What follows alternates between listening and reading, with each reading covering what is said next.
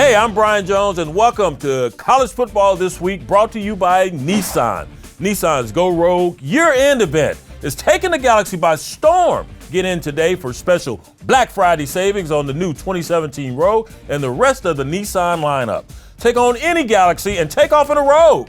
Shop your local Nissan store and choose Nissan.com today. Hurry! Offers end soon. All right, let's take a look back like we always do at last weekend's ball game, or at least a couple of them. Let's start with Florida and LSU. Florida trying to get back to the SEC championship game for the second year in a row, and they did just that. Coach O, what were you thinking there on the goal line? Well, it wasn't really your fault. I guess it was your running back, Darius Guice. He goes the wrong way. They don't get in the end zone on fourth down. The Gators, they're chomping all the way back to Atlanta, and Coach O probably lost his head coaching gig at LSU. Next, West Virginia trying to hang with the big boys.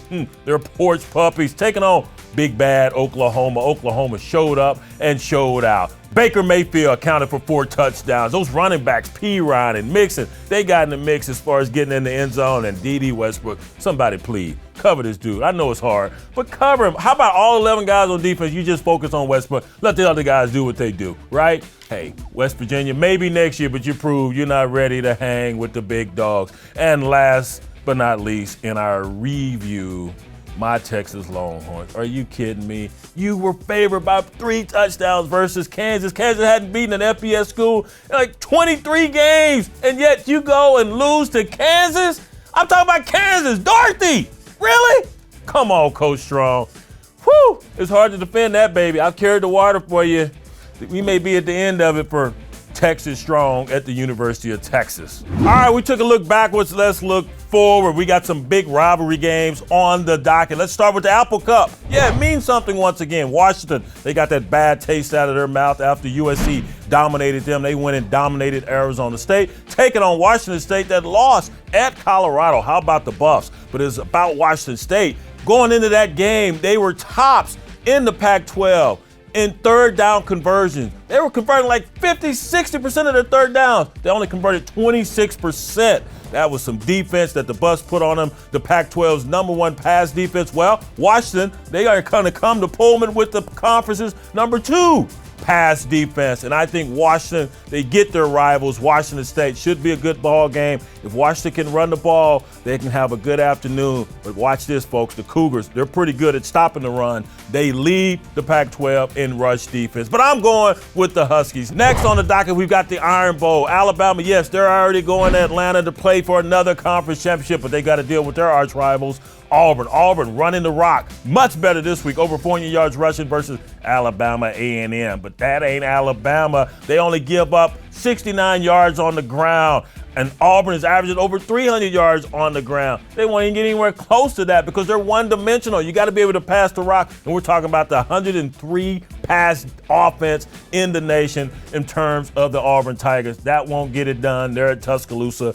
Bama rolls. And last but not least, the big one, Michigan versus Ohio State. You know there's a lot of bad blood in this one. Michigan has lost the last 4 versus their arch rival, Ohio State. If they win, they still got to hope for Penn State to lose so they can get to that conference championship game in Indianapolis.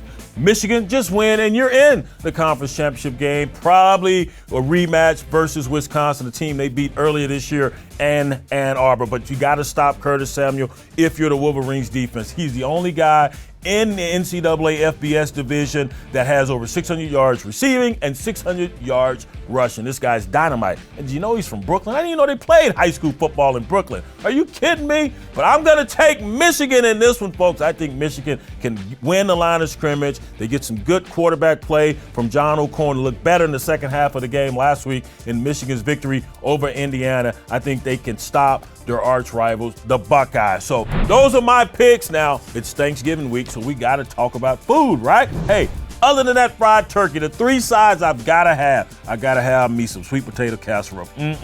Put some pecans on that bad boy, or put some marshmallows on it. And I got to have a green bean casserole. My grandma used to make the best green bean casserole. And you know you got to have some cornbread stuffing. Cornbread stuffing with some giblet gravy just dripping all over that. You get it all over your fingers and come on, then you're going to take a nap, right? Well, you watch a little football with one eye open. Those are my picks. That's my Thanksgiving dressing and all the other things that come with it.